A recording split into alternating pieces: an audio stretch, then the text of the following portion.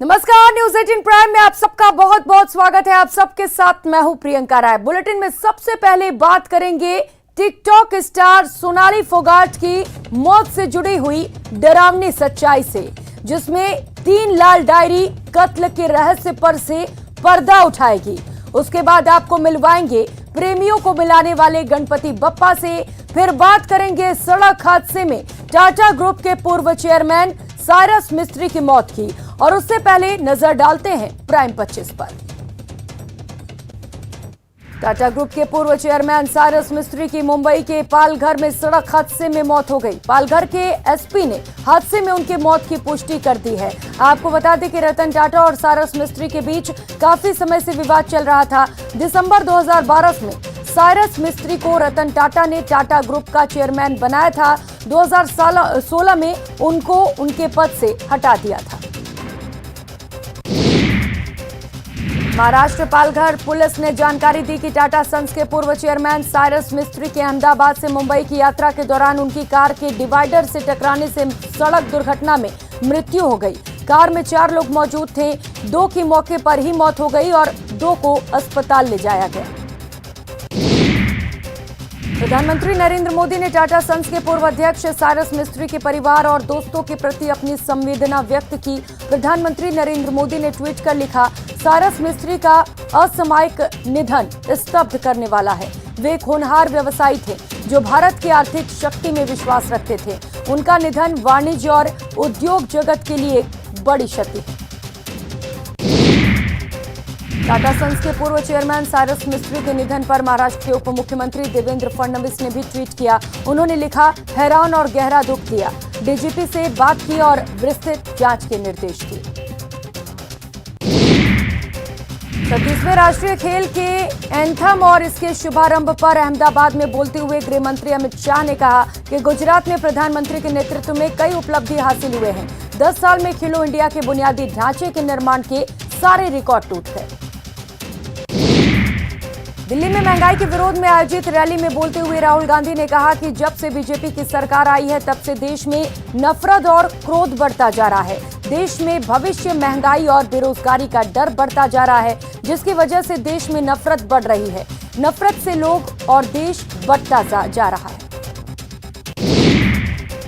कांग्रेस की रामलीला मैदान में हुई महंगाई पर हल्ला बोल रैली में राहुल गांधी की स्पीच पर बीजेपी ने निशाना साधा।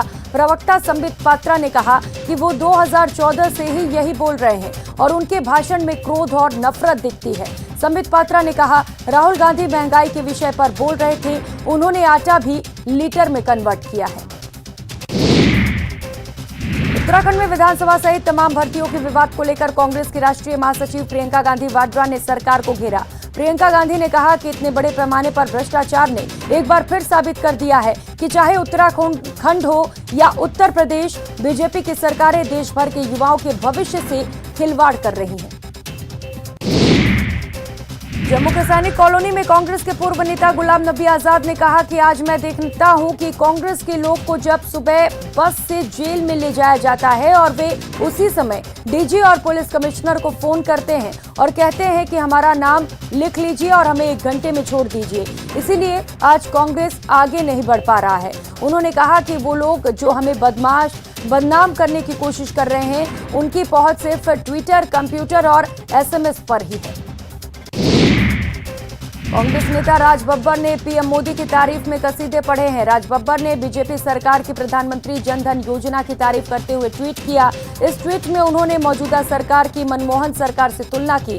कहा कि पीएम जन धन योजना ने 8 साल पूरे कर लिए हैं। लोगों तक पैसा और मदद सीधे बिना किसी दखल के पहुंच रहे हैं।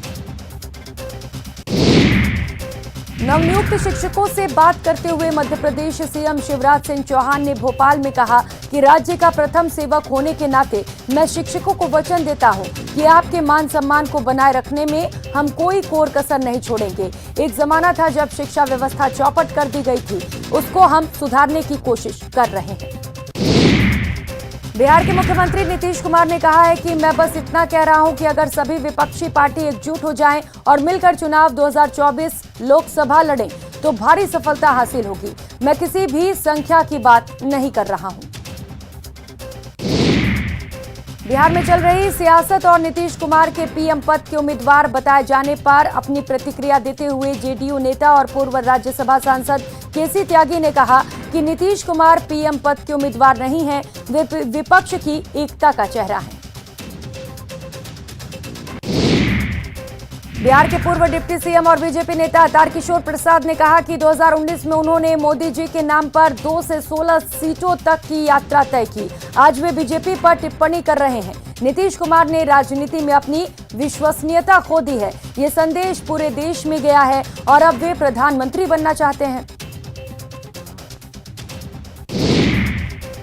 मुरादाबाद में यूपी सीएम योगी आदित्यनाथ ने मुंडा पांडे हाईवे पट्टी के उद्यमियों से बातचीत की। उन्होंने कहा, आज आवश्यकता है कि राज्य की अर्थव्यवस्था सुदृढ़ हो।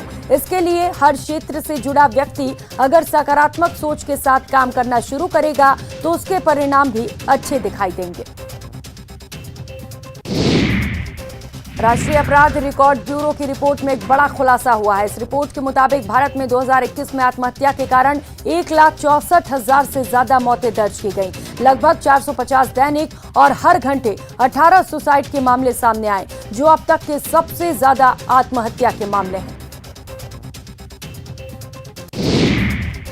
कर्नाटक में विस्फोटक विशेषज्ञ पुलिस कुत्ते गीता का अंतिम संस्कार पूरे पुलिस सम्मान के साथ किया गया। गीता 11 साल 2 महीने का था।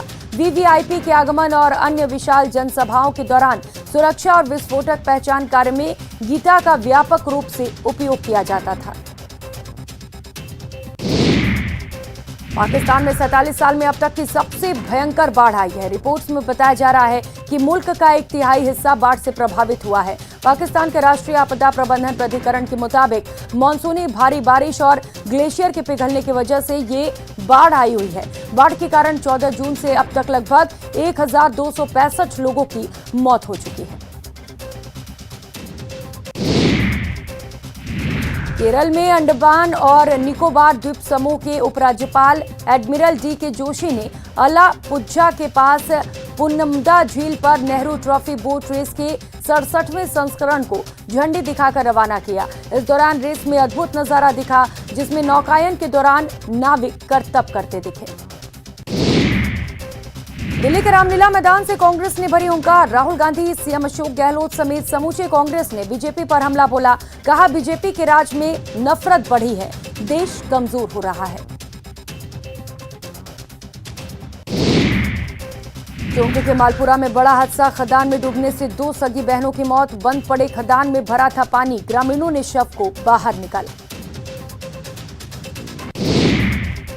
बाड़मेर में एसीबी का शिकंजा। 8,000 की रिश्वत लेते पटवारी ट्रैप। कृषि भूमि नामांतरण के एवज में रिश्वत मांगी गई थी।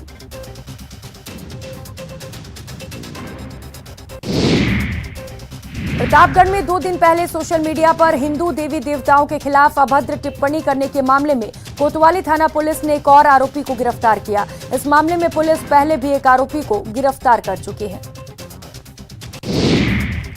बीकानेर में अखिल भारतीय साहित्य परिषद की ओर से 2 दिवसीय राष्ट्रीय संगोष्ठी का शुभारंभ किया गया। वेटरनरी ऑडिटोरियम में आयोजित इस संगोष्ठी में 2 दिन तक भारतीय स्वाधीनता आंदोलन में साहित्य की भूमिका पर देश भर से आए 300 से अधिक साहित्यकार व्याख्यान देंगे। जयपुर के आराध्य देव गोविंद देव जी मंदिर में राधा अष्टमी का उत्सव श्रद्धा और हर्षोल्लास के साथ मनाया गया। मंगला झांकी के बाद अभिषेक किया गया और श्रृंगार झांकी में आरती के बाद राधा रानी को टॉफी, बिस्कुट, फल, खिलौना अर्पित कर भक्तों में इसकी उछाल की गई।